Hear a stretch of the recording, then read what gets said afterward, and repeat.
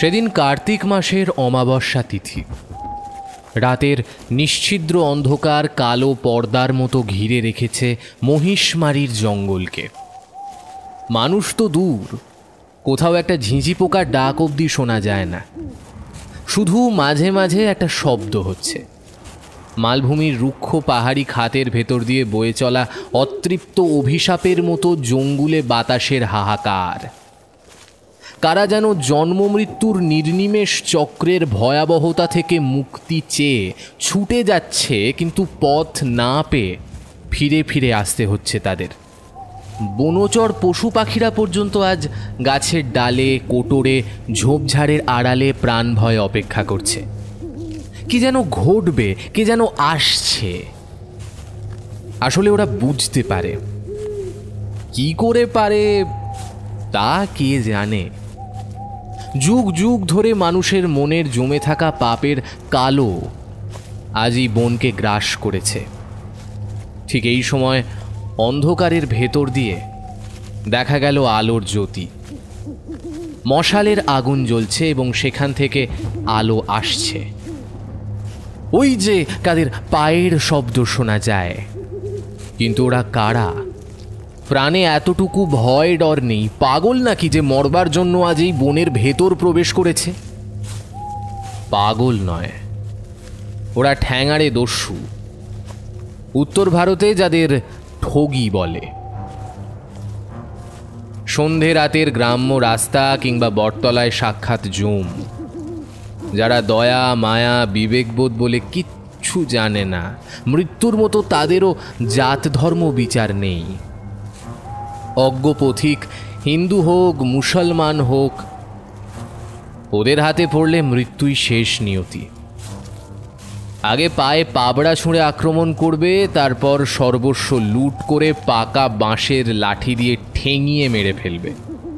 যদি ভুলক্রমে কেউ আধমরা অবস্থায় ধুঁকতে ধুঁকতে বেঁচেও যায়, তাহলে তার সদ্গতি করে দেবে গ্রাম্য শেয়াল কুকুরের দল। যারা জমকে ডরায় না, ভূতপ্রেত পালায় তাদের সামনে। তারা কিন্তু মানে শুধু নিজেদের ইষ্ট অন্ধকারের দেবী করাল বদনী মা কালীকে। শিকারে বেরোনোর আগে মায়ের পুজো দিয়ে বেরোয়। যদি কোনোদিন স্ত্রী হত্যা কিংবা ব্রাহ্মণ হত্যা করতে হয়, সেদিন ফিরে এসে দলের প্রত্যেকে প্রায়শ্চিত্ত করে। প্রায়শ্চিত্তের পর পাষাণী ক্ষমা করেন কি না কে জানে। এই বিশেষ দলটা আর 5টা ঠ্যাঙাড়ে দলের চেয়ে খানিকটা আলাদা।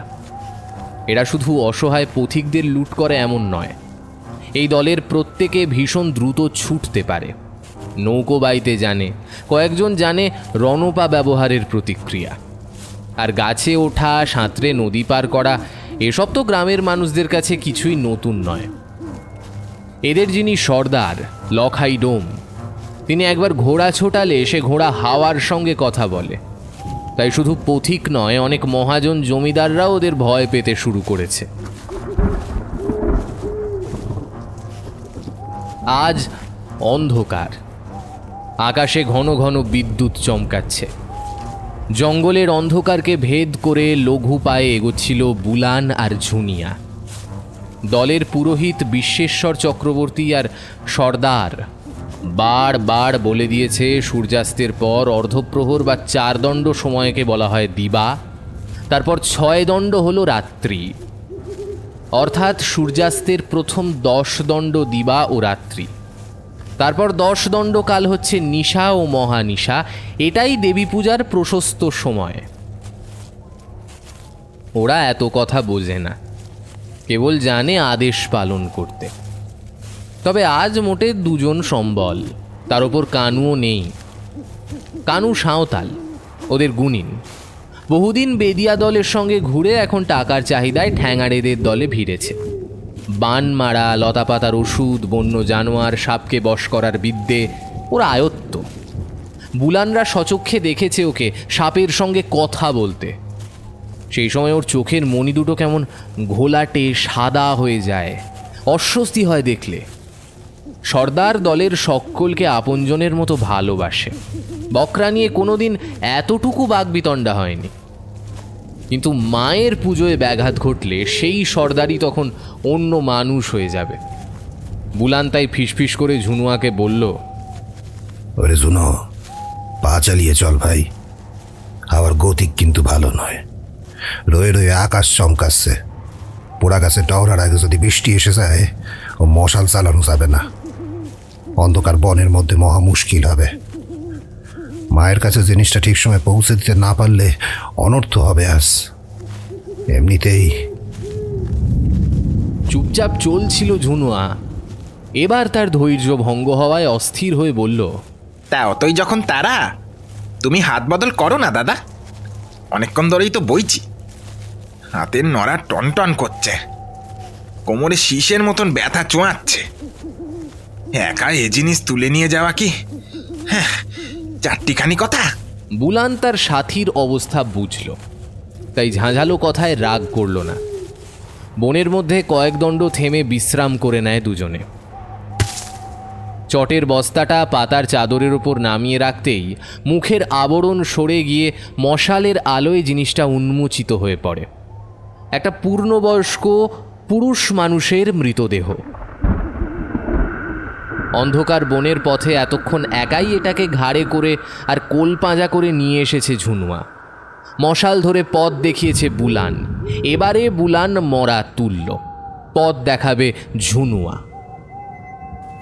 অন্ধকারে সঠিক ঠাউর হয় না, তবে আন্দাজ করা যায় আর মোটামুটি আধক্রোশটাক পথ বাকি।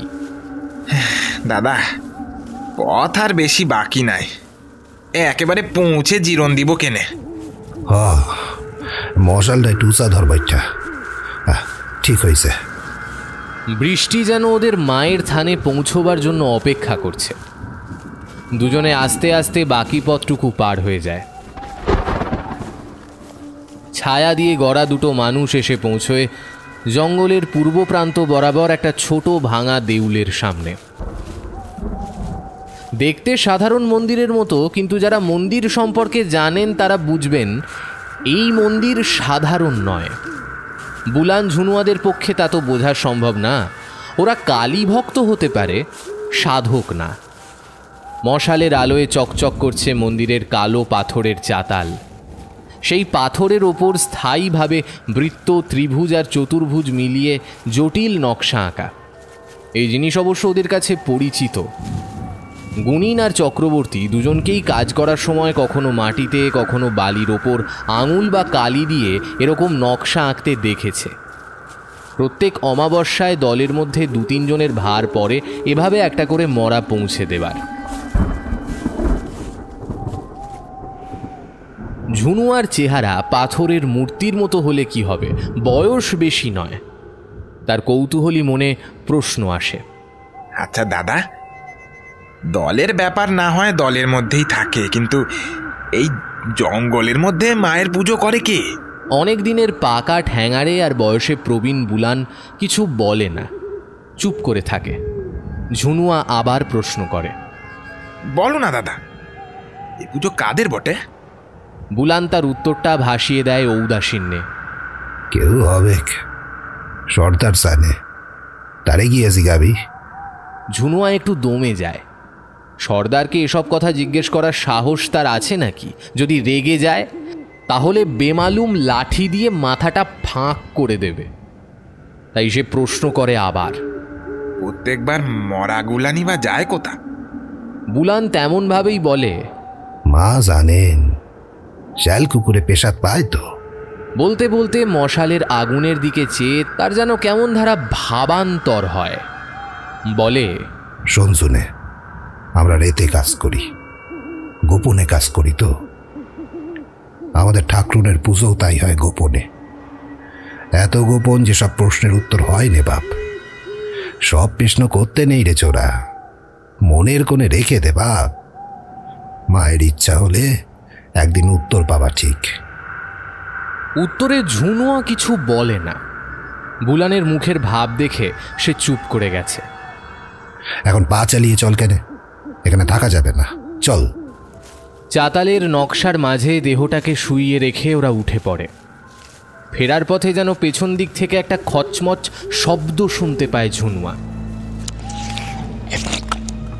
ও জানে পেছন ফিরে তাকানো বারণ, তবু নিয়তির ওপর কার হাত থাকে। মশালের আবছা আলোয় ও দেখলো একটা উলঙ্গ মেয়ে মানুষ, ঘন ঢেউ খেলানো চুলের ভারে মুখ চোখে পড়ে না। সে উপুর হয়ে বসেছে মরাখানার ওপর, পেট চিড়ে ভেতরে ডুবিয়ে দিল হাতের পাতা দুটো। তারপর টাটকা রক্তমাখা একটা পাকস্থলী বের করে এনে চিবিয়ে চিবিয়ে খেতে লাগলো। হাতের পাতা দুটো দিয়ে গড়িয়ে পড়ছে রক্ত। কাটা কলা গাছের মতো মাটিতে পড়ে গেল ঝুনুয়া।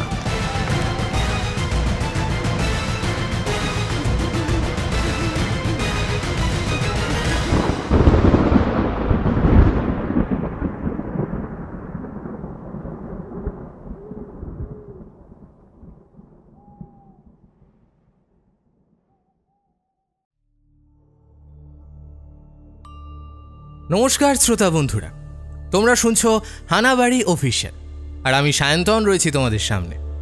বিভিন্ন স্বাদের গল্প শুনতে এক্ষুনি সাবস্ক্রাইব করুন তোমার আমার গল্প বাড়ি হানাবাড়ি। গল্পও শুরু হয়ে গেছে, তাই তোমাদের বেশি সময় নষ্ট করব না, কিছু কথা বলে আবার গল্পে ফিরছি। অসংখ্য ধন্যবাদ তোমাদের হানাবাড়িকে 16,000 সদস্যের পরিবার রূপে গড়ে তোলার জন্য, 1 বছর ধরে আমাদের পাশে থাকার জন্য। আশা করব ভবিষ্যতেও এভাবেই তোমরা আমাদের পাশে থাকবে। আজ 16,000 পরিবার আস্তে আস্তে এইভাবে 1 লাখ সদস্যের পরিবার রূপে গড়ে তুলবে।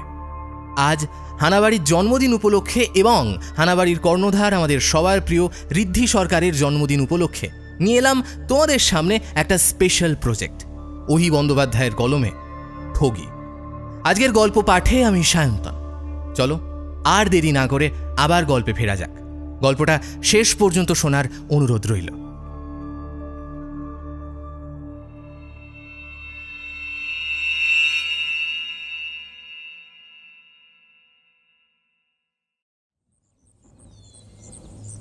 ভোর রাতের দিকে ঘুমিয়ে পড়েছিল লখাই।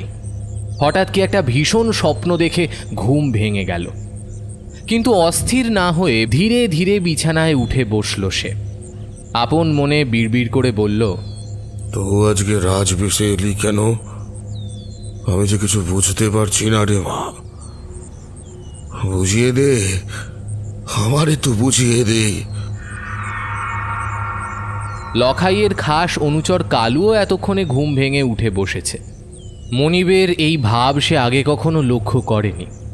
হাত ধরে জিজ্ঞেস করল, সর্দার কি হয়েছে বটে? অন্ধকারে লখাইয়ের চোখ দেখা গেল না, কিন্তু স্বভাবসিদ্ধ স্থৈর্য থেকে একটু বেরিয়ে এসে সে কালুকে বলল, স্বপন তো দেখছি রে কালুয়া, তোরে বুঝাবো কি? আমি নিজেই মায়ের ইসে বুঝি নে, কোথাও কিছু একটা গোলমাল হইছে তো তো পণ্ডিতের খবর দেখি নে। আচ্ছা সর্দার। ব্যাস, কালুর কাছে এটাই বেদ বাক্য। অন্ধকারের মধ্যে একটা ছায়া ঘর থেকে বেরিয়ে দূরে মিলিয়ে গেল। পণ্ডিত মানে চক্রবর্তী। অন্ধকার মাটির ঘরে একা বসে ভাবছিল লখাই। আজ ঝুনুয়া বুলানের পালা জঙ্গলে মায়ের থানে প্রসাদ পৌঁছে দেওয়ার। সেখানে কোনো গন্ডগোল হয়নি তো? আর তো কোথাও কোনো গন্ডগোল হওয়ার কথা নয়। ঝুনুয়া আর বুলানের এতক্ষণে ডেরায় নিজেদের ঘরে ফিরে আসার কথা। ওরা কি এসেছে?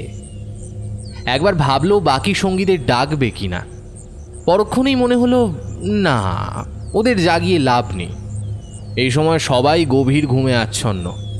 ডাকাডাকি করলে ভূতের দল ভড়কে গিয়ে কি কাণ্ড করে বসবে তার কোনো ঠিক নেই।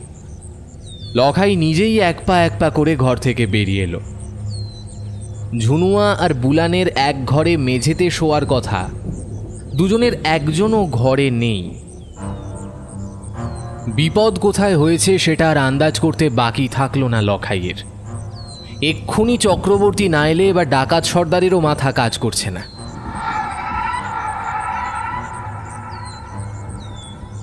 চক্রবর্তী এলো খানিকক্ষণ পর। কালুকে ইশারা করতে হলো না। অনেকদিন মনিবের সঙ্গে থাকায় সে ভালো মতো জানে এখন কোথায় থাকতে হবে আর কখন সরে যেতে হবে।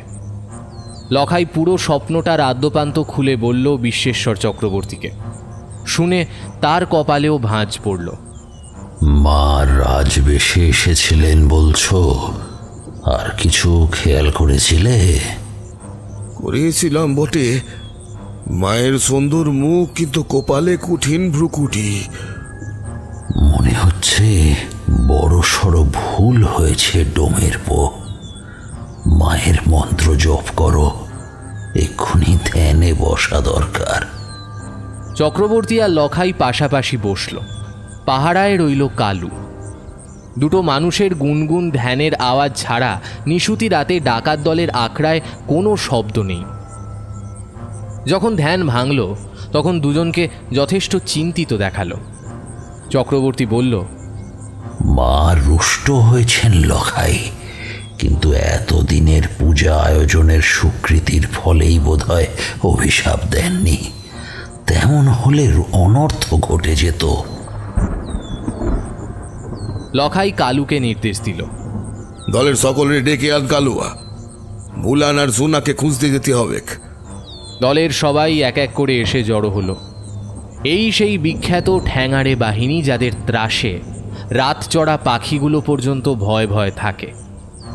মশাল জ্বলল, সরকি, টাঙি, তীর, ধনুক, বল্লম, বর্ষা যে যা হাতের কাছে পেল তুলে নিল। দল বেঁধে পূর্ব মুখে মহিষমারির জঙ্গলের দিকে রওনা হতে যাবে এমন সময় অন্ধকারে যেন একটা প্রেত মূর্তি আছাড় খেয়ে লখাইয়ের সামনে এসে পড়ল। কি এইটা? ইলয় কে? বুলান ফিরে আইছে? ফিরে আইছে বটে। এ কি কি চেহারা হইছে ওর? যাবার সময় যে পেশি বহুল সুস্থ মানুষটা গেছিল, মাত্র কয়েক ঘন্টার মধ্যে তার এমন পরিবর্তন সম্ভব? শরীরে মাংসের লেশমাত্র নেই। চামড়া যেন হাড়ের সঙ্গে কোনো রকমে জুড়ে দেওয়া হয়েছে। গায়ের লোম, মাথার চুল, বুকের লোম, দাড়ি, গোঁফ, ভুরু, এমনকি চোখের পাতা পর্যন্ত সাদা হয়ে গেছে। ঝুলে পড়েছে গলা আর মুখের চামড়া। ঠ্যাঙাড়ে দস্যু না, যেন কোনো জড়া ভারাক্রান্ত বৃদ্ধ ভীষণ তাড়া খেয়ে আছড়ে পড়েছে এখানে। সবচেয়ে ভয় করে চোখ দুটো দেখলে। না, কোনো ক্ষতি হয়নি, কিন্তু মানুষের চোখের মধ্যে যে প্রাণের আলো আর বেঁচে থাকার ইচ্ছে থাকে, যা দেখে জীবন্ত মানুষ আর মরা মানুষের তফাৎ করা যায়, সেই তফাৎ বুলানের চোখ থেকে মুছে গেছে। সঙ্গীর এই অবস্থা দেখে দলের প্রত্যেকে শিউরে উঠল। বুলান অচেতন হয়ে পড়েছিল। এবার বেরিয়ে এলো কানু সাঁওতাল। হাতের থলি থেকে বটপাতার মতো দেখতে একটা পাতা বের করে প্রথমে সবাইকে সরে যেতে বলল। তারপর দুর্বোধ্য ভাষায় সেটার মাথা থেকে পা অবধি কি একটা মন্ত্র পড়তে পড়তে বুলিয়ে দিতে লাগলো। খানিক বাদে মন্ত্র পড়া শেষ হলে বলল, ঘরে নিয়ে চলো। বুলানের শরীরে এমনি আর কিছু ছিল না। দলের যে কারুর পক্ষে কোলা পাঁজা করে তুলে নিয়ে যাওয়া কোনো কঠিন ব্যাপার নয়। যতক্ষণে ওকে ঘরে এনে শোয়ানো হলো, ততক্ষণে কানু চকচকে একটা পাথর দিয়ে ছেঁচে ছেঁচে ওই পাতাটাকে একদম রস করে ফেলেছে। ওই রক্তের মতো লাল তরল সে ঢেলে দিল বুলানের হাঁ করা মুখে।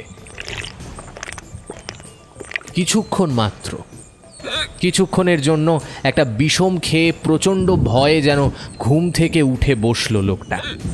হড়বড় করে সে খুব কষ্টের নিঃশ্বাস নিতে নিতে বলল,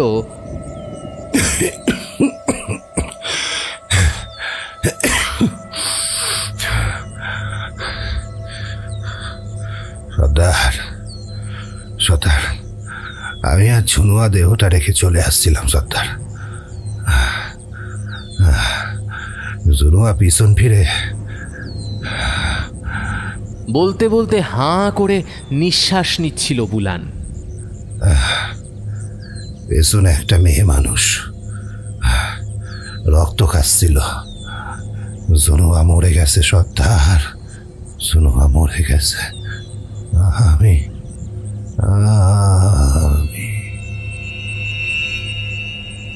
বুলানের শরীরটা আস্তে আস্তে নেতিয়ে গেল।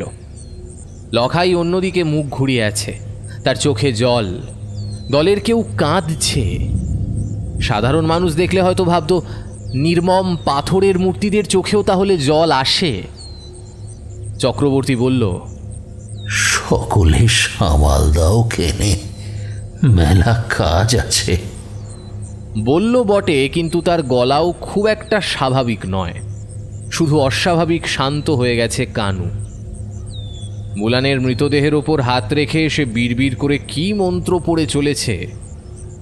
তার চোখের মণি দুটো কাঁচের গুলির মতো ঘোলাটে সাদা। কয়েক মুহূর্ত এইভাবে কাটল। তারপর লখাই বিদ্যুতের মতো ঘুরে দাঁড়িয়ে দলের বাকিদের উদ্দেশ্যে বলল, আমাদের ভুলে মা রুষ্ট হইছেন, মার পেশাল দিবেননি। এবার থেকে শিকারের পর মরা মাটিতে পুঁতে ফেলতে হবে, না হলে হাড়ের জোর ভেঙে জলে ডুবাই দিতে হইবে। কানু জানে হাড়ের জ্বর ভাঙতে বটে। কি কানু জানিস রে?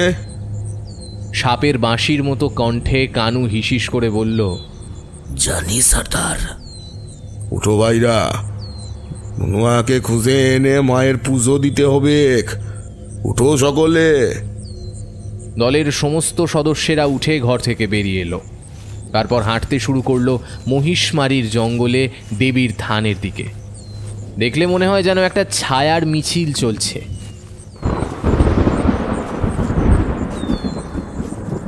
ঘন কালো রাতে অন্ধকারের বুক চিরে কড়কর কড়াত শব্দে বাজ পড়ে কাছেই আগুন লেগে গেল একটা গাছের মাথায়। তারপর তুমুল ধারায় আকাশ ভেঙে বৃষ্টি নামল।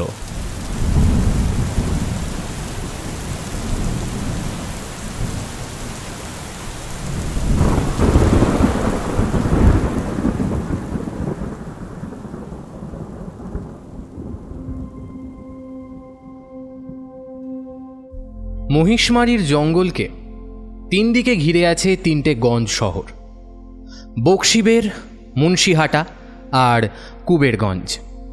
বকশিবের বেশিটাই চাষাভুষো খেটে খাওয়া মানুষের বাস। তিনটে শহরের মূল ধানের ক্ষেত গোলার অধিকাংশ তাই রয়েছে বকশিবেরে। এছাড়া যাদের চাষের জমি নেই সেরকম অনেক গরিব মানুষ দিনের বেলা মহিষমারির জঙ্গল থেকে ফলমূল, ঝরে পড়া ডাল, দরকার মতো কাঠ সংগ্রহ করে জীবিকা নির্বাহ করে। বকশিবের আর মুন্সিহাটার গা ঘেঁষে চলে গেছে গ্র্যান্ড ট্র্যাঙ্ক রোড। সেই কত বছর আগে দিল্লির আফগান বাদশাহ শের শাহ সুরির আমলের রাস্তা। কতদিনের কথা সব। আফগান রাজা ক্ষমতায় আসার পর আবার মোগল আফগান যুদ্ধ হলো। মোগলরা হলো রাজা, তারা অনেক দিন রাজত্ব করলো। তারপর ঔরঙ্গজেব বাদশার সময় এলো বীর শিবাজির দল। লড়াই হলো খুব, কিন্তু শিবাজি রাজা হতে পারল না। তাকেও শেষে বন্দী হতে হলো। বাংলাদেশ ছেয়ে গেল পঙ্গপালের মতো বর্গী আক্রমণে।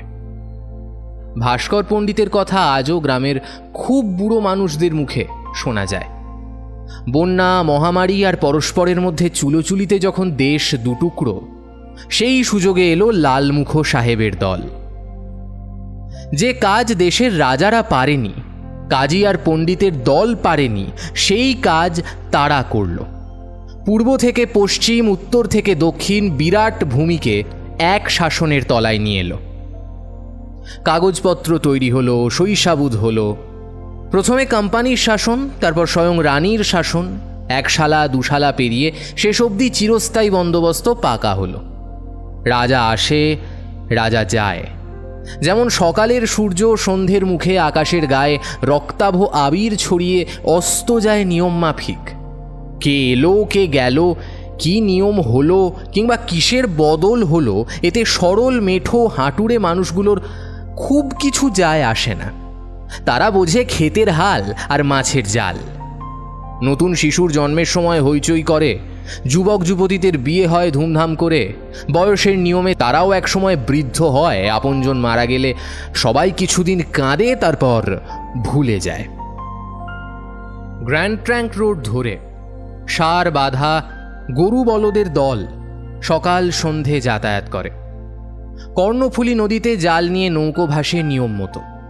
এইসব মানুষ যারা জমি আর জঙ্গলের ওপর নির্ভরশীল, তারা নিত্যদিনের বেঁচে থাকার রসদ সংগ্রহ করে বিক্রি করতে আসে মুন্সিহাটায়। মুন্সিহাটা হলো বাজার শহর। শুধু নিত্য বাজার নয়, প্রত্যেক হাটবারে বিশাল হাট বসে। গ্রাম্য হাটের নিয়ম মতো ফল, মূল, সবজি, কাঁচা রসদ সহ গরু, বাছুর, মেয়েদের প্রসাধনী সবই বিক্রি হয়।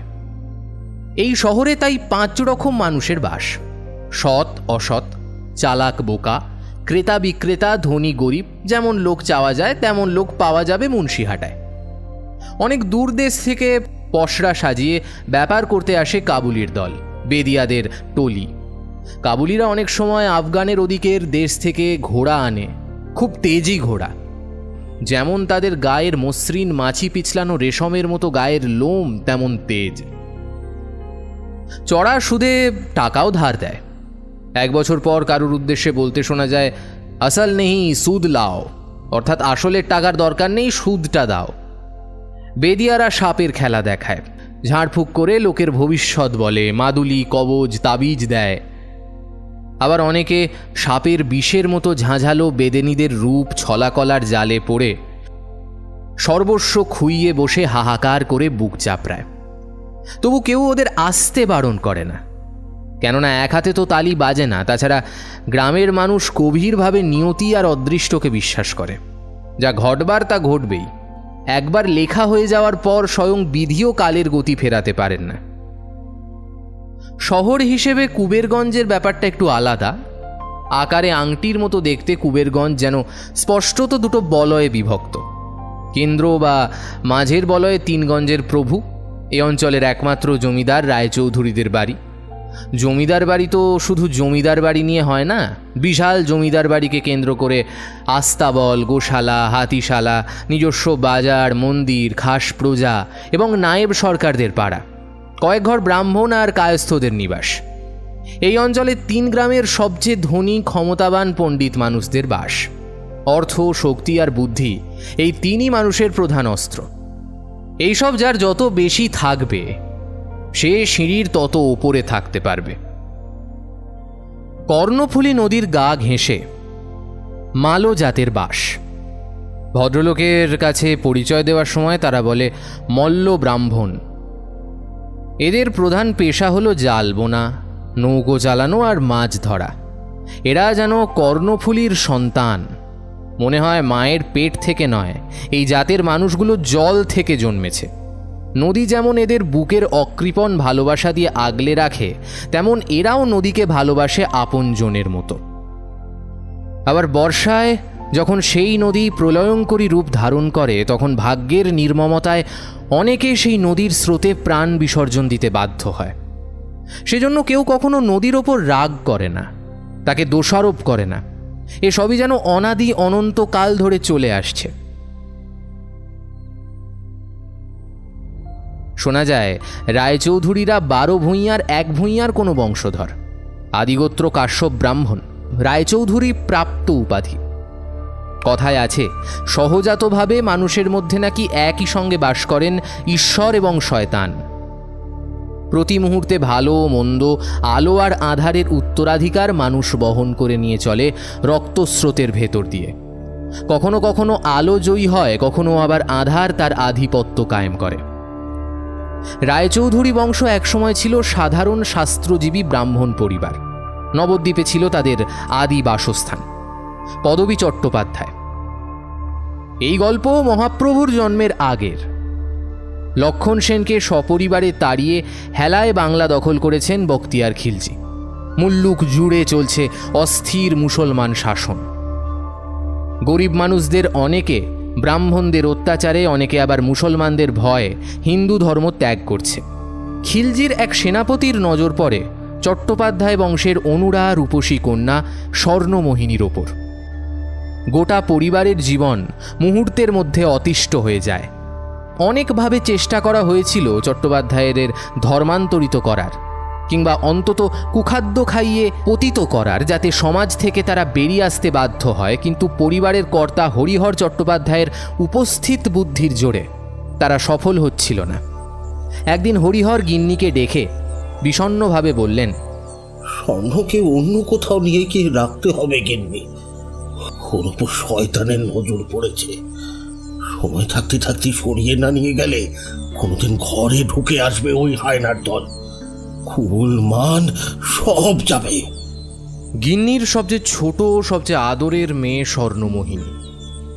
গায়ের রং বাপের মতো একটু চাপা হলে কি হবে, টানা টানা উজ্জ্বল চোখ তার, দাদাদের পড়া শুনে কড়াকিয়া নামতা বলতে পারে, মুখে মুখে ধাঁধা ছড়া গাইতে তার জুড়ি নেই।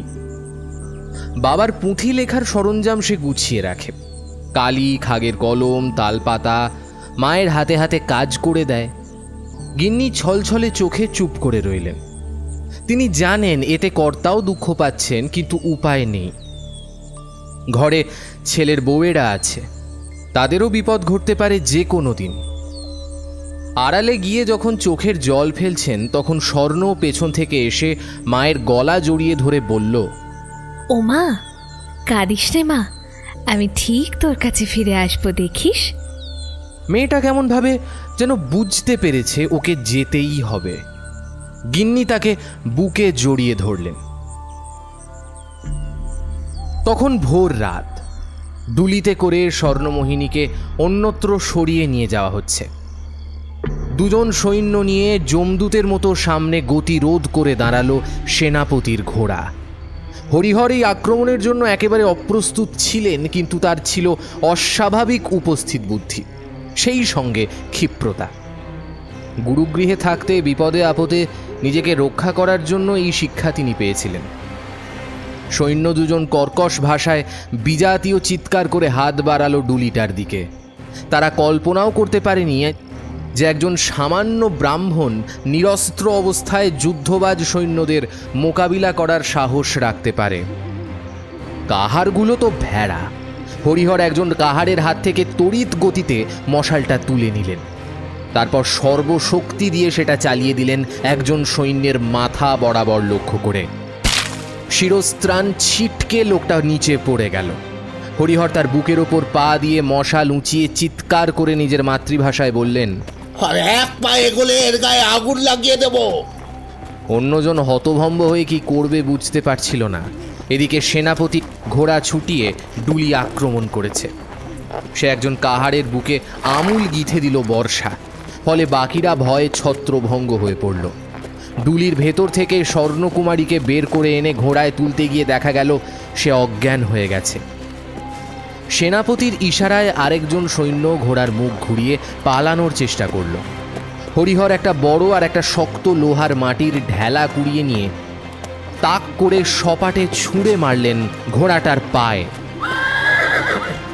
জন্তুটা একটা বিকট রেশাধ্বনি করে সামনের পা দুটো তুলে দিল আকাশের দিকে। আরোহী ছিটকে পড়ল মাটিতে। তার পাঁজরায় লেগেছে ঘোড়ার পেছনের পায়ের চাট, আর ওঠবার শক্তি নেই।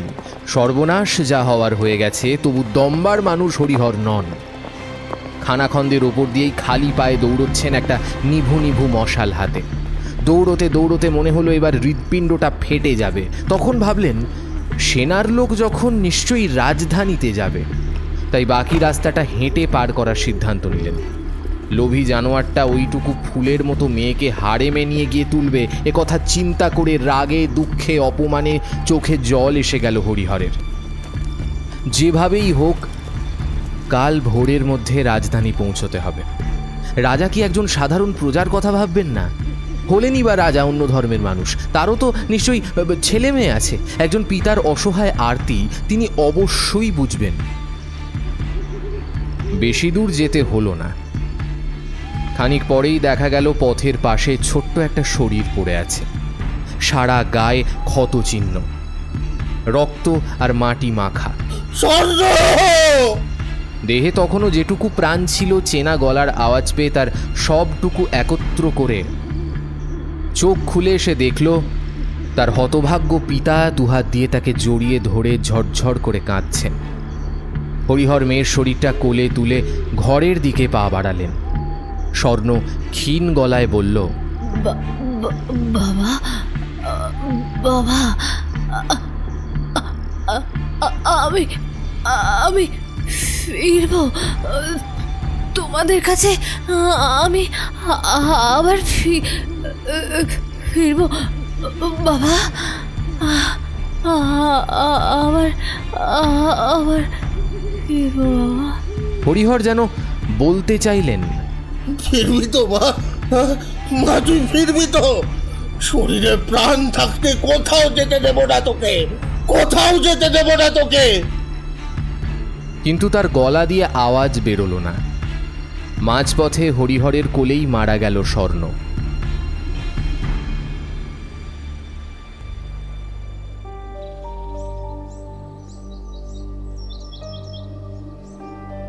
মেয়ের মৃতদেহ কোলে করে যখন বাড়ি এলো হরিহর, তখন ভোর হয়ে গেছে। এত সময় লাগার কথা নয়, তাই বাড়ির সবাই উদ্বিগ্ন হয়ে বসেছিল। কারোরই ভালো করে ঘুম হয়নি চিন্তায়। মেয়েরা অন্দরমহলে ছিল। হরিহরের পরেই এই বাড়ির দায়িত্ব শশধরের ওপর। সে বাড়ির বড় ছেলে। শশধর ভাবছিল এবার পথে বেরিয়ে খোঁজ করবে কিনা। হরিহর দাওয়ার ওপর স্বর্ণকে নামিয়ে রেখে বললেন, শশধর, এত করেও তোর মনকে ফেরাতে পারলাম না রে। একজন বাবা হিসেবে আমি অক্ষম। হেরে গেলাম আমি। বিধির নিষ্ঠুর বিধানের কাছে আমি হেরে গেলাম রে। শশধর কিছু বলতে পারছিল না। বোন আর বাবার এই অবস্থা দেখে তার দু চোখ বেয়ে শুধু জল পড়ছে। বাড়ির মেয়েরা ততক্ষণে ছুটে এসেছে। যে বাড়ি থেকে প্রতিদিন প্রভাতী কীর্তন আর নামগানের সুর শোনা যেত, সেই বাড়ি থেকেই মিলিত কান্নার রোল উঠেছে। কে গাইবে কীর্তন? যার গাওয়ার কথা সে তো ছিন্ন ভিন্ন শরীরে রক্ত মেখে ওই যে শুয়ে আছে নিথর হয়ে। গিন্নি পাথর হয়ে গেছেন সন্তান শোকে, তার চোখ দিয়ে জল পড়ছে না। আর বাড়ির ছোট ছেলে দেওধর, সে কোথায়? সে নেই, বেরিয়ে গেছে বাড়ি ছেড়ে। শক্ত চোয়াল তার, দু চোখে জ্বলছে প্রতিশোধের আগুন। বোনের মৃত্যু, মা বাবার চোখের জলের প্রতিশোধ তাকে নিতেই হবে। কিন্তু কিভাবে সম্ভব?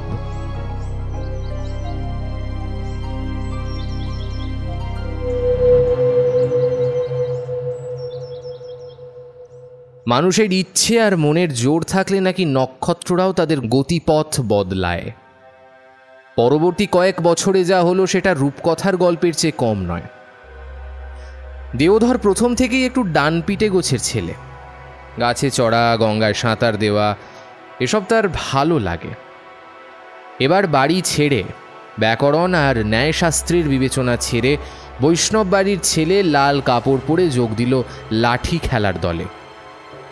মাত্র 1 বছরের মধ্যে গুরু হরিচরণ মল্লিকের দলের একজন প্রধান সাগ্রেদ হল দেও। গুরু তাকে ভালোবেসে ওই নামে ডাকতেন।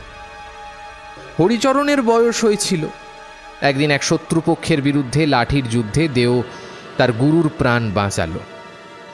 গুরু তাকে কাছে ডেকে বললেন, বাহ বেটা বাহ, আমি যদি তোর শিক্ষাদাতা হই তাহলে তুই মোর জীবনদাতা। মোর প্রাণ বাঁচিয়ে তুই শিক্ষার দাম শোধ করেছিস, কিন্তু লাঠি খেলায় যে বাহাদুরি তুই দেখালি, এতে তোর ইনাম পাওয়া উচিত। দেওধর কিছু না বলে চুপ করে রইল। গুরু তাকে একে একে শেখাতে লাগলেন মন্ত্রগুপ্তি, লাঠি দিয়ে কিভাবে কথা বলতে হয় তার বিদ্যা। একটা সময় এমন এলো যখন দেওধর চাটুর্যে হলো গোটা নদিয়া জেলার সেরা লাঠিয়াল। শুধু লাঠি নয়, বল্লম, গুপ্তি, সরকি সবই বশ মানল তার হাতে। গুরুর গত হওয়ার পর আখড়ার ভার এখন তার হাতে। নিজের শিষ্য দল আছে। দেওধর ক্রমশ বুঝতে পারছিল ক্ষমতা বাড়ছে, কিন্তু এই ক্ষমতাকে টিকিয়ে রাখতে গেলে দরকার অর্থের প্রাচুর্য। তাই লাঠির আখড়ার পাশাপাশি নানা রকম ব্যবসায় যোগ দিল সে। হরিহরের বাড়িতে এতদিনে অনেক পরিবর্তন ঘটেছে। গিন্নি মারা যান স্বর্ণর অপমৃত্যুর কিছুদিনের মধ্যেই। শেষের দিকে প্রায় কিছুই খেতেন না। রাধা মাধবের সামনে সারাদিন বসে থাকতেন। কেঁদে কেঁদে চোখ দুটো প্রায় অন্ধ হয়ে গিয়েছিল। স্ত্রী আর কন্যার মৃত্যুর পর সংসারের ভার বড় ছেলে আর বড় বৌমার ওপর দিয়ে হরিহর সন্ন্যাস ধর্ম গ্রহণ করলেন। কিছুদিন বাড়িতে থেকে তীর্থে গেলেন, আর ফেরেননি। এদিকে শশধরের ছেলে সূর্যধর বড় হয়েছে। দেওধরের স্ত্রী ইন্দুমতি ছেলে হলধরকে নিয়ে নিজের মতোই আছে। দেওধর আর শশধরের মধ্যে কথাবার্তা না হলেও দেওধর বাড়ির সব খবরই রাখতেন। শশধরও কিছু কিছু খবর জানতেন ভাইয়ের। একদিন রাস্তায় দেওধরের সঙ্গে শশধরের মুখোমুখি দেখা হয়ে গেল। শশধর চাইছিলেন পাশ কাটিয়ে বেরিয়ে যেতে, কিন্তু দেওধর দাদাকে আটকে দিলেন। বললেন, তোমার সঙ্গে কিছু কথা আছে দাদা। শশধর একটু অবাকভাবে বললেন, আমার সঙ্গে কথা? কেন, দাদার সঙ্গে বুঝি ভাইয়ের কথা থাকতে পারে না? না না, তা কেন হবে? কিন্তু ভাই, তুই এখন লোক বলে অর্থ বলে অনেক বড় মানুষ হয়ে গেছিস। সে তো বাইরের মানুষদের কাছে, তোমাদের কাছে আমি সেই ছোট্টটিই আছি দাদা। যদি তাই হয় তাহলে আমার কথা তোকে শুনতে হবে। তুই আজ এক্ষুনি আমার সঙ্গে বাড়ি আয়। দাঁড়িয়ে কথা বলার সময় নেই, ঘরে হাঁড়ি যাবেনি। টোলের ছেলেরা এসে বসে আছে, চল। দাদার এই প্রস্তাবে দেওধর একেবারে স্তম্ভিত হয়ে গেলেন। তিনি ভেবেছিলেন এতদিন বাড়ির কোনো কাজে না থাকায় দাদা বোধহয় অভিমান করে তাকে দূরে সরিয়ে রাখবেন, কিন্তু হলো ঠিক তার উল্টো। ভাইকে কাছে পেয়ে দাদা তাকে বেশি করে বুকে টেনে নিলেন। অবশ্য যেতে যেতে বকুনিও দিলেন। বললেন, নিজে সামর্থ্যবান হয়েও বউ আর ছেলেকে পরের সংসারে ফেলে রেখেছিস, তোর লজ্জা করে না? তোমার কি খুব অসুবিধা হচ্ছে দাদা? তাহলে আমি ওদের জন্য কিছু টাকা প্রত্যেক মাসে। একটা থাপ্পড়ে তোমার মুন্ডু ঘুরিয়ে দেব। ইন্দুকে আমি কোনো দিন স্বর্ণর থেকে আলাদা করে দেখিনি। আর হলা একা তোর ছেলে? তুই তো তার জন্মের আগেই খালাস। তোর বৌদিদি আর আমি কিভাবে সেই ছেলেকে জমের মুখ থেকে ফিরিয়ে এনেছি তুই জানিস? কথা সবই সত্যি। চুপ করে রইলেন দেওধর। মা খুব কষ্ট পেয়েছিল না দাদা? হ্যাঁ রে, শেষ দিকে আর চোখে দেখা যেত না। রাধা মাধবের কাছে সবাই প্রার্থনা করেছি, মাটির মানুষটাকে আর এমন কষ্ট দিও না, মুক্তি দাও। আচ্ছা দাদা, স্বর্ণর মারা যাওয়াটা তোমরা মেনে নিতে পেরেছ সবাই? শশধরের চোয়াল শক্ত হয়ে মুখে একটা কাঠিন্যের ভাব ফুটে উঠল। তিনি বললেন, না, পারিনি। কিন্তু আমি ব্রাহ্মণের সন্তান। জবনদের বিরুদ্ধে যুদ্ধ করা, প্রতিশোধ নেওয়া, এসব আমার কাজ নয়। কথা বলতে বলতে দুই ভাই বাড়ির সামনে পৌঁছলেন। এতদিন পরে দেওধরকে দেখে শশধরের স্ত্রী আনন্দে আত্মহারা হয়ে উঠলেন। বললেন, ঠাকুরপো, এতদিনে বৌদিদিকে মনে পড়লো বুঝি? বড় মানুষ হয়েছ, নাম হয়েছে বলে কি ঘরের লোকেদের এভাবে ভুলে যেতে হয়? বলতে বলতে চোখে জল এসে গেল তার। অন্দরমহল থেকে আরও একজোড়া চোখ উদ্গ্রীব হয়ে সদরের দিকে চেয়েছিল। অবশ্য তার রাগ ভাঙাতে দেওধরকে বেশ কাঠখড় পোড়াতে হলো।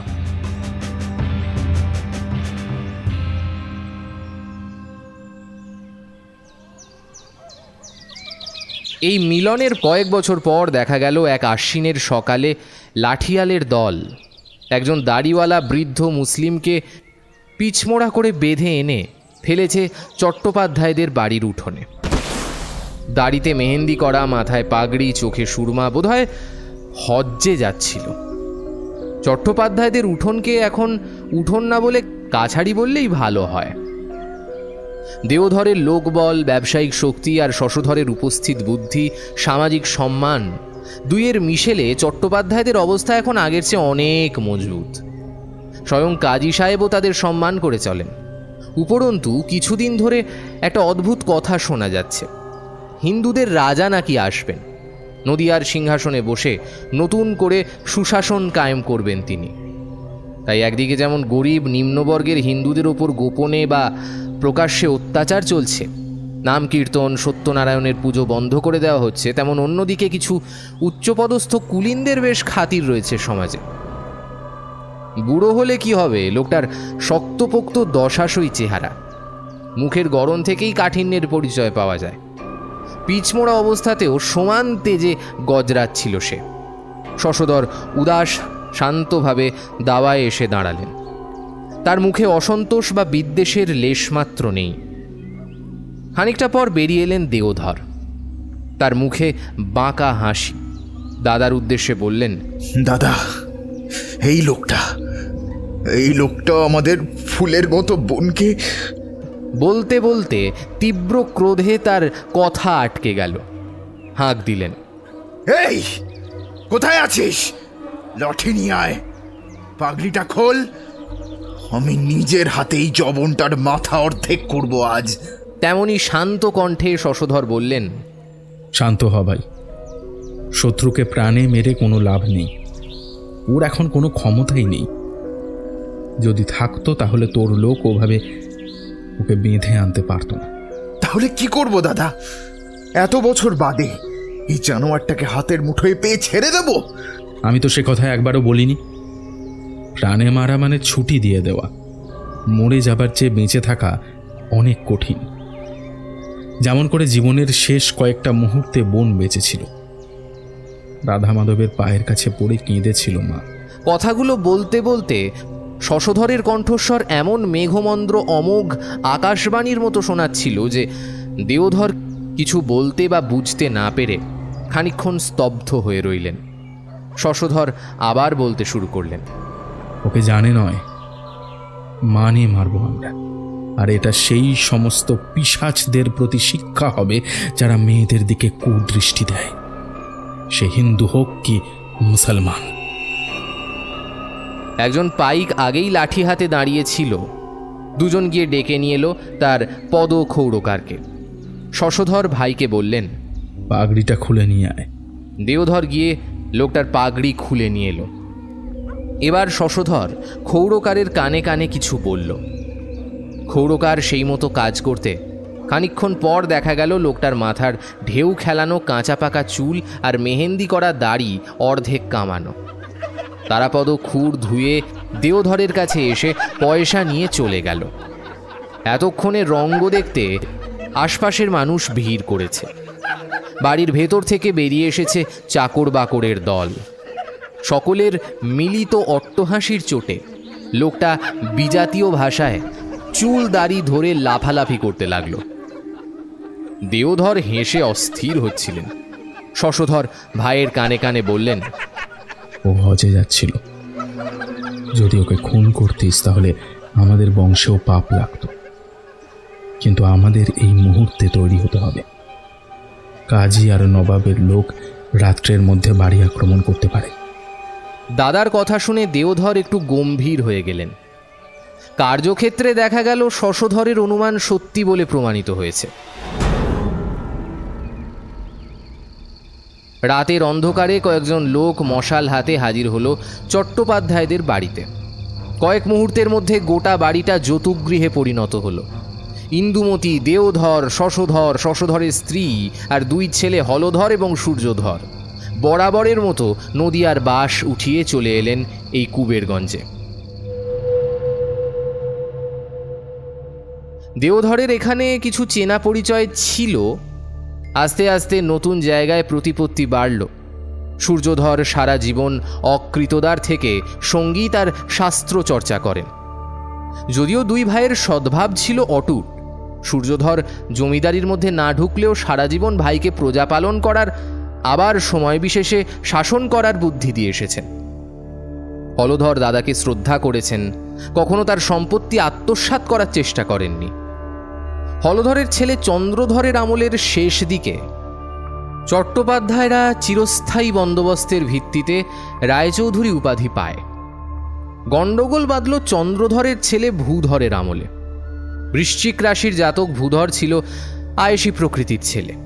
তার উপর দেহ কামনা এবং প্রতিহিংসা প্রবণতা ছিল অত্যাধিক। এসবের সঙ্গে যখন ধন, গর্ব, মদের নেশা এসে জোটে, মানুষের অসুরে পরিণত হতে সময় লাগে না। গ্রামের বহু মেয়ের মানসম্মান ধুলোয় মিশিয়ে দেওয়ার পর যখন সে মালদের মোড়ল পঞ্চানন মালোর মেয়ে অনন্তবালার দিকে হাত বাড়ায়, তখন গোটা সমাজ একসাথে হয়ে সিদ্ধান্ত নিল, আর হয় না ভাইরা, যে হাত মাছ ধরার হাত, জাল আর লাঙরে হাল ধরতে পারে, সেই হাতই হাসুয়া আর ফাঁসির দড়িও তুলে নিতে পারে। যে রাতে জমিদার বাড়িতে আক্রমণ হওয়ার কথা, সেই তার আগের রাতে চন্দ্রধর এক অদ্ভুত স্বপ্ন দেখলেন। সেই স্বপ্নে একটি পঞ্চদশী বালিকা যেন বারবার চন্দ্রধরকে ডাকছে, চন্দ্রধর ওঠো, এখন ঘুমোবার সময় নয়। ঘুমিয়ে থাকলে তোমার বংশ আর বাঁচবে না। চন্দ্রধর ওঠো। প্রৌঢ় চন্দ্রধর ছেলের ব্যবহারে অত্যন্ত বিরক্ত ছিলেন। তিনি ভাবছিলেন প্রজাদের কিভাবে শান্ত করা যায়, অথচ কোনো রকম অন্যায় অত্যাচার করা ছিল তার স্বভাব বিরুদ্ধ। পূর্বপুরুষের আমলে সেই রকম লাঠিয়ালের দলও আর নেই। স্বপ্নে শ্যামকান্তি মেয়েটাকে দেখে চন্দ্রধর অবাক হয়ে গেলেন। মাজা মাজা গায়ের রং, উজ্জ্বল আর বুদ্ধিদীপ্ত দুটো চোখ। এই বর্ণনা তিনি বহুবার বংশের গল্পে শুনেছেন, তবু জিজ্ঞেস করলেন, তুমি কে মা? আমার ছেলে উচ্ছন্নে গেছে, শুধু নিজের রক্ত বলে ত্যায্য করতে পারি না। এ বংশের নিয়তি এমন বাবা, কুমোরের দোষ নয়, দোষ মাটিরও নয়। নিয়তির চাকাকে আমরা থামাতে যে পারবো না। আগামীকাল প্রজারা দল বেঁধে জমিদার বাড়ি আক্রমণের পরিকল্পনা করেছে যে।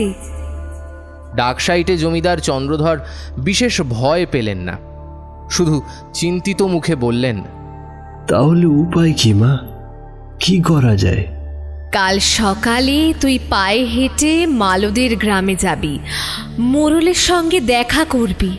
তার মেয়ে হবে তোর এই ঘরের বউ। এতে ভূধরের চরিত্রে বদল হবে, এমনটাই হওয়ার কথা। কিন্তু ততক্ষণে তার ঘুম ভেঙে গেছে। তিনি কিন্তু অক্ষরে অক্ষরে এই স্বপ্নাদেশ পালন করেছিলেন। আর সত্যিই ভূধরের চরিত্রে ধীরে ধীরে বদল আসতে শুরু করে। মদ জুয়া ছেড়ে তিনি তালুক দেখাশোনা, নায়েব গোমস্তার কাছে বসে কাজ শেখা আরম্ভ করেন। তবে সব বদলেরই কিছু ভালো আর কিছু খারাপ দিক থাকে। ভূধরের প্রতিহিংসা প্রবণতা যেমন রয়ে গেল, সঙ্গে যোগ হলো জাতি গর্ব। এতে ঠিকঠাক সময় কর ফসল আদায় হওয়ার ফলে জমিদারি বাড়ল, তহবিলে লক্ষ্মী স্থায়ী হলেন। অন্যদিকে চন্দ্রধরের আমল পর্যন্ত চাষি মালদের সঙ্গে জমিদারের যে ঘনিষ্ঠ সম্পর্ক ছিল তা আস্তে আস্তে নষ্ট হয়ে যেতে লাগল। প্রজা পালনের চেয়ে প্রজা শাসনই এখন মুখ্য হয়ে দাঁড়ালো। এই ছিল চৌধুরীদের ইতিহাস। বর্তমান জমিদার হলেন ভূধরের ছেলে উদয়নারায়ণ। বাপের প্রজাশাসনের ধরন, সমান তেজ আর ঔদ্ধত্য ধরে রেখেছে সে। ধনবৃদ্ধি হওয়ার সঙ্গে সঙ্গে পরিবারও বেড়েছে। উদয়নারায়ণের 3টি ছেলে আর 1টি মেয়ে।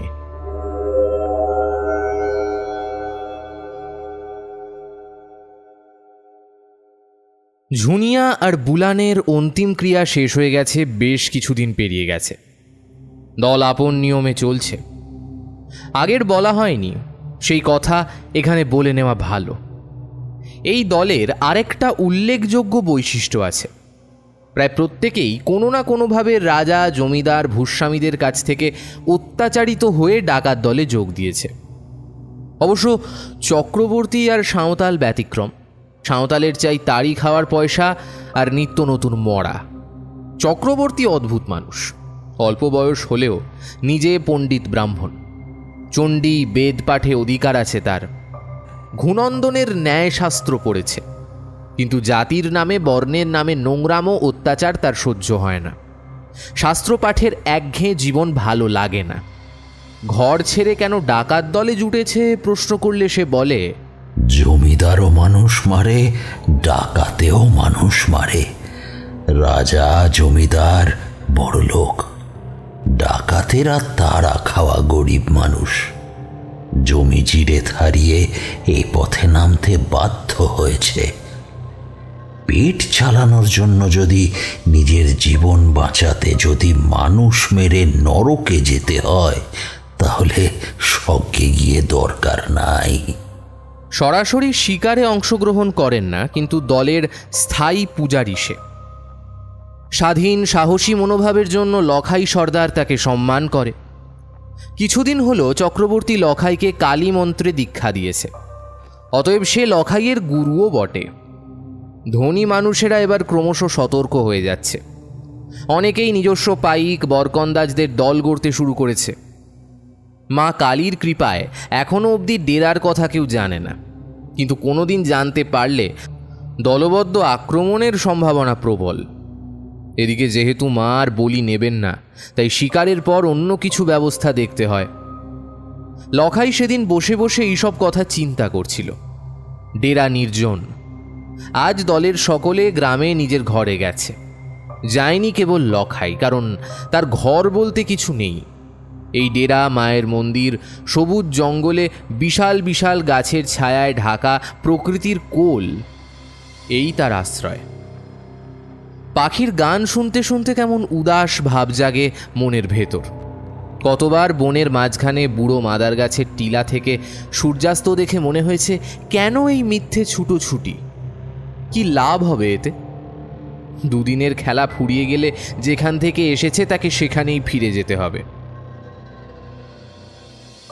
বাংলার বাতাসে বোধহয় সত্যি বৈরাগ্য আছে।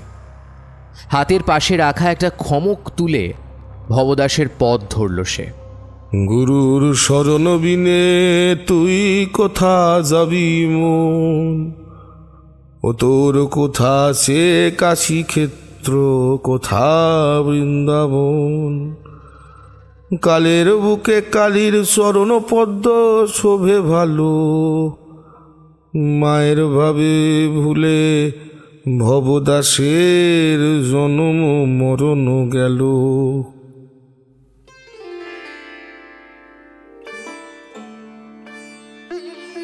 এই পদটা বড় প্রিয় ছিল বাবার। মা গান শুনতে চাইলে বাবা এই গানটা খুব গাইত। মা বাবা, যেন গত জন্মের কথা। মাঝিদের পাড়ায় ডোম সমাজ ছিল মাত্র 3 ঘর নিয়ে। শ্মশানের কাজ কেউ করতো না। লখাইয়ের বাপ নিজের নৌকো থাকলেও ভালো মাল্লা বলে ভাগের নৌকায় চাহিদা ছিল খুব। যখন কর্ণফুলিতে জল থাকতো না তখন বাবা হাল দিত চৌধুরী বাবুদের জমিতে। সন্ধেবেলা চটকা, ভাওয়াইয়া, গুরু পরম্পরার পদ, রাধাকৃষ্ণের ঝুমুর, কত না বিচিত্র রকমের গান। আর মা কাজ করত জমিদার বাড়ির দাসী মহলে। মালো সমাজের বউ ঝিরা কারুর দাস খাটে না, এ তাদের নিজস্ব জাতিগত অভিমান। ওরা যেহেতু সরাসরি মালো সমাজের ছিল না, তাই কেউ তেমন কিছু বলতো না। মা খুব কি সুন্দরী ছিল! অনেকদিন না দেখলে কাউকে স্পষ্ট করে মনে রাখার পক্ষে 10 বছর বয়স বড়ই কম। ওর কাছে মা মানে একটা মিষ্টি গলার শব্দ আর কোমর ছাপিয়ে নেমে আসা চুলের ঢল। ওই এক ঢাল চুল ধরেই তো মালোর মেয়েরা নিচু জাত আর চাকরানি হতো না বলে তাদের জমিদার বাড়িতে ঢোকা বারণ ছিল। বয়সে অনেক ছোট হলেও মা ছিল জমিদার বাড়ির ভূধর চৌধুরীর বউ অনন্তবালার একমাত্র সাথী। অনন্তবালা তাকে বোনের মতো স্নেহ করতেন। একদিন জ্যৈষ্ঠ মাসে জমিতে সার দিতে দিতে মাটিতে পড়ে গেল লখাইয়ের বাপ। বাকি মুনিশরা কি হলো বলে ছুটে গেল। দেখা গেল তার অবস্থা অচৈতন্য। কালো কোষ্ঠী পাথরের মতো শক্ত শরীরটার দাঁতে দাঁত লেগে জিভ উল্টে গেছে। এরপর থেকেই সব কেমন গোলমাল হয়ে গেল। ডাক্তার এলো, কবিরাজ এলো, কেউই অসুখ ধরতে পারল না। শরীরে জোর আছে, শুধু হাত দুটো ছাড়া। মাঝিই বলো আর জেলেই বলো, তাদের আসল তাকাত হাতের মুঠোয়। পা দিয়ে হাল চালানো, হাল ধরা, জাল বোনা কিছুই হয় না। মা ছিল বলে তবু 3টে প্রাণী না খেয়ে মরেনি। বাবা ভেবেছিল নিজের নৌকো গড়বে, জাল বোনার সুতো আর মাকু কেনার জন্য নায়েব বাবুর কাছে টাকা ধার নিয়েছিল। একদিন নায়েব এসেছিল তাদের বাড়ি।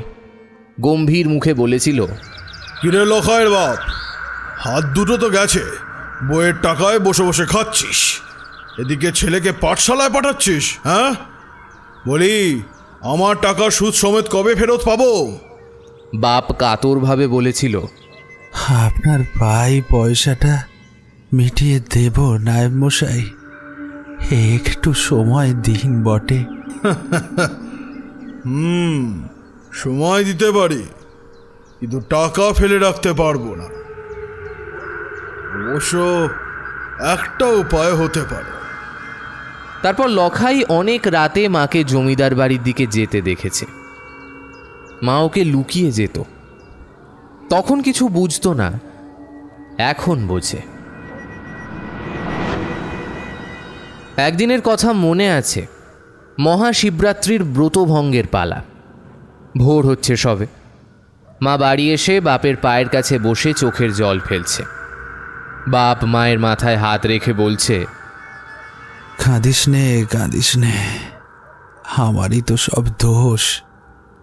এই অক্ষম মরদটাকে বসিয়ে বসিয়ে খাওয়াচ্ছিস। বাপের মুখটা চেপে দিয়ে মা শুধু বলেছিল,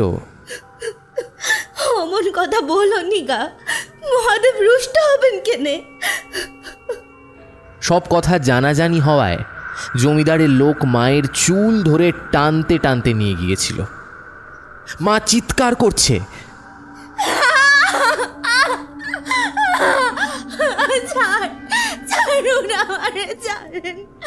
বাঁচাও, কে কোথায় আছো, বাঁচাও। হে ভগবান, মোর লাজ রাখো, ভগবান।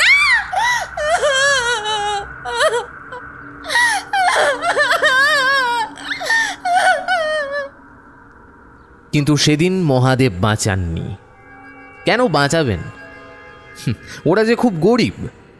মালো সমাজের লোকেরা বাঁচায়নি, কেননা ওরা মালো সমাজের কেউ নয়। শুধু বাপ খুব জোরে একটা লাথি মেরেছিল নায়েবের পিঠে। শয়তান লোকটা বিকট আঁক শব্দ করে বসে পড়েছিল। তারপর ওদের লাঠিয়াল এসে বেজন্মা কাহাকার বলে বাপের মাথায় মারল লাঠির বাড়ি। দুর্বল সেই ভীম প্রহার ঠেকানো যায় না। বাপ রক্ত মেখে শুয়ে রইল, আর উঠল না। দূর থেকে মায়ের চিৎকার ভেসে আসছিল,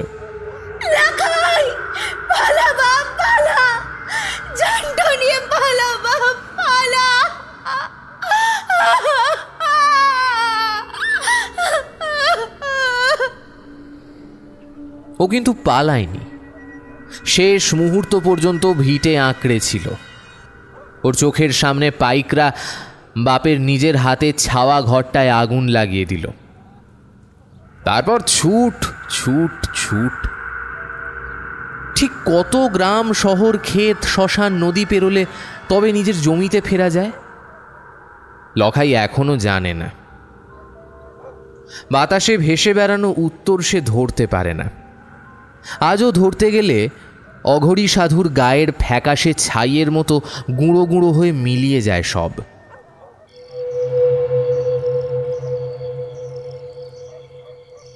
এইসব ভাবনায় কখন দুপুর গড়িয়ে বিকেলের আধার ঘনিয়ে এসেছে খেয়াল নেই। পাতলা অন্ধকারে একটা প্রেত এসে হাজির হলো। সর্দার, সর্বনাশ হয়েছে।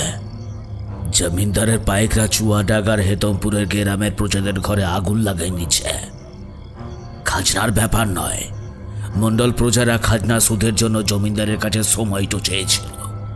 কোথায় কোথায় জমিনদারের নায়েব ওদের মা বোন তুলে গালি দিচ্ছে, ওরাও ছাড়েক নাই।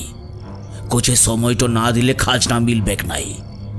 ওসবের পর রাগ করে ঘর জ্বালাই দিচ্ছে সর্দার। এক নিঃশ্বাসে বলে থামল কালুয়া। লখাইয়ের চোখ দুটো জ্বলে উঠল জ্বলন্ত অঙ্গার খণ্ড। সেদিন রাতে এক এক করে সবাই ফিরতে লাগলো। অনেকে এই খবর জানে, অনেকে জানে না। চক্রবর্তী সব শুনে লখাইকে বলল, আগে মানুষগুলোকে সাহায্য করা উচিত জমের পো। লখাই শুধু বলল, তারপর কালুয়াকে ডেকে কিছু নির্দেশ দিল। পরের দিন দুপুরের মধ্যে তরপা তরপা খড়, বাঁশ ইত্যাদি ঘর বাঁধার যাবতীয় সরঞ্জাম গিয়ে পৌঁছল চুয়াডাঙ্গা আর হেতমপুরের ক্ষতিগ্রস্ত মানুষদের কাছে। যাদের গবাদি পশু মরেছিল তারা কিছু নগদ টাকা পেল। জমিদার উদয়নারায়ণ নায়েবের সঙ্গে পরামর্শ করে প্রজাদের ঘরে আগুন দিয়েছিলেন। কথা কাটাকাটিটা আসলে উপলক্ষ মাত্র। সেদিন সবটা পরিকল্পনা মতো হয়েছিল। তারা ভেবেছিলেন এক ঢিলে দুই পাখি মরবে। প্রথমত মণ্ডল প্রজাদের মেরুদণ্ড চিরকালের মতো ভাঙবে, দ্বিতীয়ত অন্য তালুকের প্রজারা ভয়ে সিঁটিয়ে থাকবে। উদয়নারায়ণ গোফে তা দিতে দিতে নায়েবকে বললেন, হ্যাঁ নায়েব মশাই, আমাদের পরিকল্পনা সফল হলো বটে, কিন্তু পুরোপুরি হলো না। নায়েব বললেন, মণ্ডলরা খোঁচা খাওয়া বাঘের মতো ঘুরে দাঁড়িয়েছে জমিদার বাবু।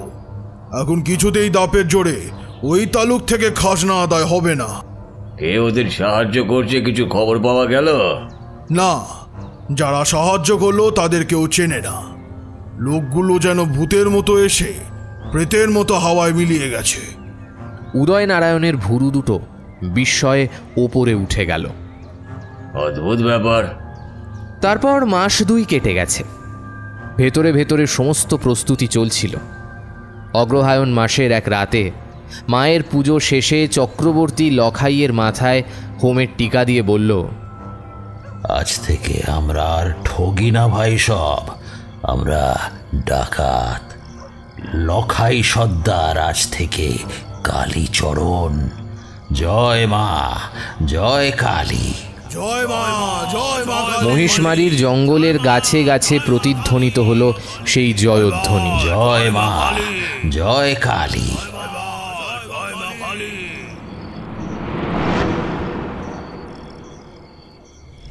তারপর চৌধুরী বাড়িতে ডাকাত পড়ল। বাড়িটার গড়ন 4 চৌকো ধরনের। ফটক পেরোনোর পর সিংহ দরজা একটাই। নিখুঁত পরিকল্পনা করে এসেছিল ডাকাত দল। সবচেয়ে আগে কানু সাঁওতাল এলো ভিখারির ছদ্মবেশে। ফটকের 2জন পাইককে সম্মোহন করতে ওর লাগলো বড় জোর 15 মিনিট। তারপর গলায় ফাঁস দিয়ে নিকেশ করা তো ছেলে খেলা। অন্ধকারে কয়েক মুহূর্তের মধ্যে কি হয়ে গেল কেউ টের পেল না। জমিদারের পাইকের জায়গায় দাঁড়ালো ডাকাত দলের 2জন লোক। এবার দ্বিতীয় ধাপ। ওই যে ছাদের ওপর মশাল জ্বলছে, ধনুক আর বন্দুক হাতে ঘুরছে কয়েকজন প্রহরী।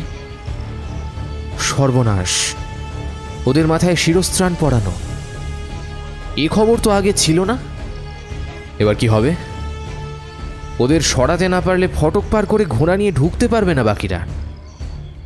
দলকে ঘাবড়ে যেতে দিলে হবে না।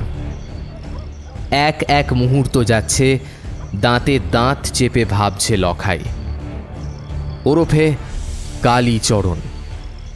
এক মুহূর্ত বিদ্যুৎ খেলে গেল মাথায়। কালীচরণ দলের ধনুর্ধরদের নির্দেশ দিল মশালের আগুনে তীরের ফলাগুলো গনগনে করে তাতিয়ে দিতে। তবে সাবধানে, আগুন ধরে গেলে মুশকিল হবে। 4টে তীর ছুটে গেল 4টে শিরস্ত্রাণ লক্ষ্য করে। কি হলো? পায়চারি করাগুলো থেমে গেল কেন? অন্ধকারে কি লক্ষ্য ভুল হলো? তবে আশ্চর্য ব্যাপার। 4 জন পাইক মাথায় তীর খেয়ে ওই অবস্থাতেই মূর্তির মতো খানিক্ষণ দাঁড়িয়ে আছে। একে একে তারা ঢলে পড়ল। হাত থেকে খসে গেল মশাল। এবার শেষ চরণ। ঘোড়া নিয়ে তীর বেগে ঢুকে এলো মূল দলটা। কালীচরণ হাঁকল, আরে রে রে রে রে, এই কে আছিস? এদিকে আয়। লগির ঘা মেরে সিংহ দরজাটা ভাঙ। আজ বড় দাও মেরে তারপর যাবো বটে। জমিদারের পর টাকার গরম আর বামনি খুব বেরিয়েছে। প্রত্যেকের চোখ জবা ফুলের মতো লাল ধকধক করে জ্বলছে। মশালের আলোয় তেল মাখানো গা থেকে প্রতিফলিত হচ্ছে দ্যুতি। কালীচরণ আবার হাঁকল, গরিব অব্রাহ্মণ প্রজাদের মানুষ মনে করে না এরা। আজ দেখাচ্ছি মজা। নে নে নে নে নে, তাড়াতাড়ি হাত চালা যাতে পালাতে না পারে। ততক্ষণে ভেতরের বাড়িতে অন্যরকম ছবি। শিশুদের বুকে জড়িয়ে মেয়েরা কান্নাকাটি করছে। বড়গিন্নি গত হয়েছেন। সংসারের হাল এখন মেজর হাতে। তিনি ক্রমাগত কেঁদে চলেছেন। মাগো, এবার কি হবে? হায় হায়, রাধা মাধব, এবার কি হবে গো? মেকোদা, খেলতি, তোরা দুধের বাচ্চাদের একটু দেখ, মেয়েদের একটু শান্ত কর। কোথায় মোক্ষদা, কোথায় মানদা? তারাই তো ডাকাত দলের গুপ্তচর ছিল। ওই পথেই খবর গেছিল কখন ডাকাতি করতে গেলে পাইকরা অপ্রস্তুতে পড়বে। আরও একটা জিনিস পরিকল্পনা মাফিক হয়নি।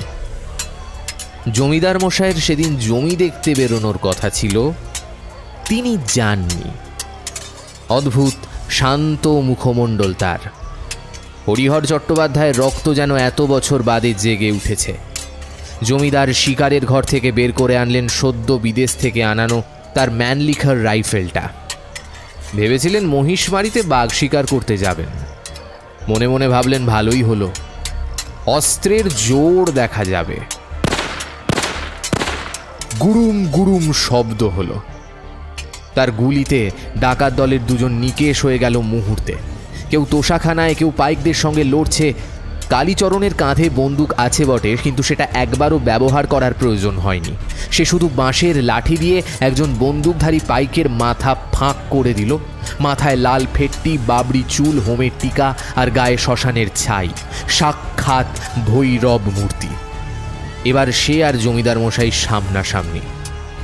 কালীচরণ বলল, কি খবর জমিদার মশাই, কেমন আছেন বটে? উদয় নারায়ণ কোনো উত্তর দিলেন না। তার চোখের তাড়ায় প্রতিফলিত হচ্ছে মশালের আগুন। গত আইসিনে সুয়াডাঙ্গার হেতমপুর গ্রামের প্রজাদের ঘরে আগুন দিয়েছিলেন না?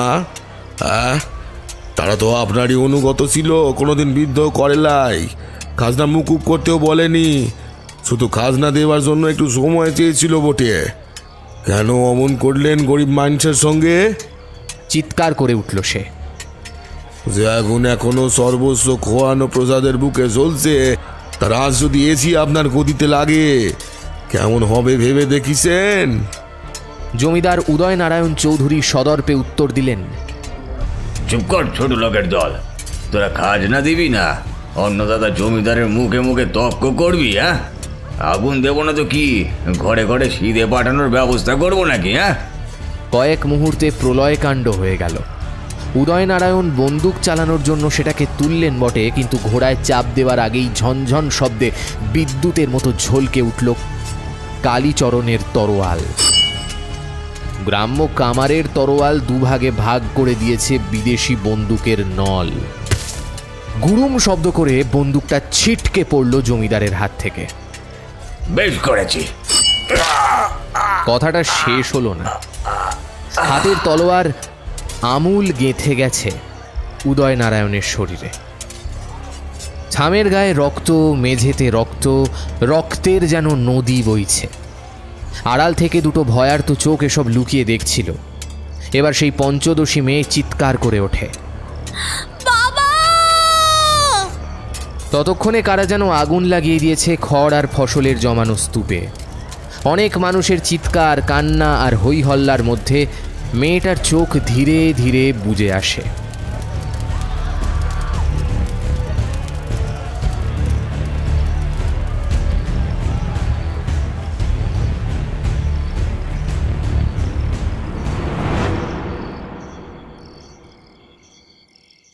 বাস্তব আসলেই লেখকের কল্পিত গল্পের চেয়ে অদ্ভুত এবং জটিল।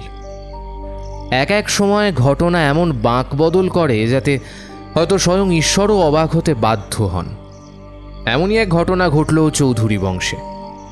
চন্দ্রধরের স্বপ্নে দেখা নির্দেশের মতোই তার বংশে যখন লোভ এবং পাপের বীজ বাড়বে, তখন কোনো না কোনোভাবে স্বর্ণ ফিরে ফিরে আসবে। এই নিয়ম খণ্ডানোর সাধ্য কারণ নেই। এই জন্মের স্বর্ণর ওই রূপ, ওই পঞ্চদশী মেয়ের নাম তারা সুন্দরী। সেই সময় ডাকাতরাও মা কালীর পুজো করত, আর সাধারণত মেয়েদের দিকে কুদৃষ্টি দিত না। কিন্তু পাকা গমের ওপর গাছের পাতার হালকা ছায়া পড়লে যেমন হয়, ঠিক তেমনই মাজা মাজা রং, পিঠ অব্দি ঘন কালো চুলের রাশ, মাঝারি উচ্চতা, আর সবচেয়ে বড় কথা, মুখে বুদ্ধির একটা আশ্চর্য দ্যুতি। এসব দেখে দলের মধ্যে নিশ্চয়ই কারোর মতিভ্রম হয়েছিল। সে কুচিন্তা করে এবং অজ্ঞান অবস্থায় মেয়েটাকে জমিদার বাড়ি থেকে তুলে নিয়ে আসে। তক্ষুনি কোনো রকম চিৎকার চেঁচামেচি হয়নি, কিন্তু ওই বয়সের একটি সুন্দরী সমর্থ মেয়েকে কতদিন আর ঘরে লুকিয়ে রাখবে? সর্দারের কানে যখন এই খবর পৌঁছয়, তখন তিনি মহা খাপ্পা হন। সাকরেতকে এই মারেন কি সেই মারেন। অথচ এত কিছু সত্ত্বেও তারা মেয়েটিকে বাড়ি ফিরিয়ে দিয়ে এলো না। এর উত্তর ভাবা খুব কঠিন নয়। ডাকাত দলের লোকেদের পরিচয় আর ডেরা ফাঁস হয়ে গেলে তারাও মহা বিপদে পড়ে যাবে। মেয়েটা নিজেও যথেষ্ট বুদ্ধিমতী। সে মনে মনে জানত, ডাকাতে তুলে নিয়ে যাওয়া মেয়েকে রক্ষণশীল ব্রাহ্মণ পরিবারের মানুষ জীবনেও মেনে নেবে না। পরিবারে কলঙ্ক লাগবে। আসল কথা হলো, বাবার মৃত্যুর পর এবার সম্পত্তির বাঁটোয়ারা করবে আপন ভাই আর দাদারা। তারা কখনোই সম্পত্তির ভাগিদার বাড়াতে চাইবে না, কেউই চায় না।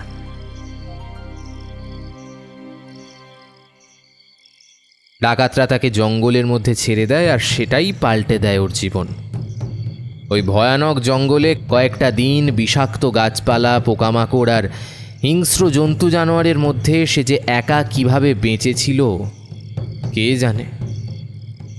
নিশ্চয়ই ঈশ্বরের কৃপা ছিল। তিনি যাকে রাখেন তার কোনো ক্ষতি কেউ করতে পারে না। যাই হোক, এইভাবে ঘুরতে ঘুরতে বনেরই এক অংশে তারা সুন্দরী একদিন মানুষের সাক্ষাৎ পায়। এই লোকটা যে কে ছিল সে কথা অন্য গল্প, কিন্তু শেষ অবধি লখাই সর্দারের আর তার দলের কি হলো সেও খুব জটিল কাহিনী। সময় বিশেষে শোনা যাবে কখনো।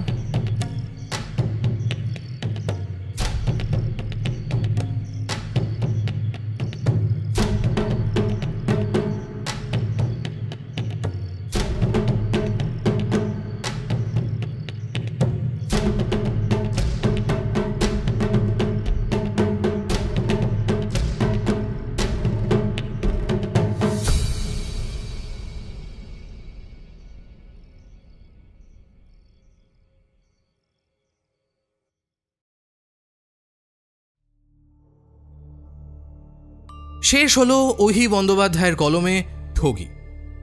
আজকের গল্প পাঠিয়েছিলাম আমি সায়ন্তন।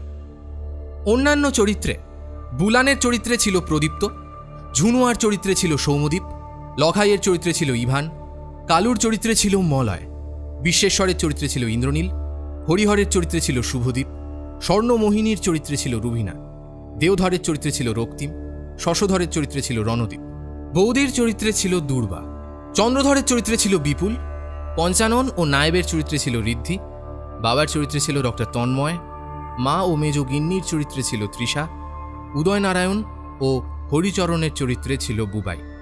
এই সুন্দর প্রচ্ছদটি অঙ্কন করেছেন কৃষ্ণেন্দু। স্ক্রিপ্টিংয়ে ছিল দিশানি, বিভিন্ন সহযোগিতায় বিপুল।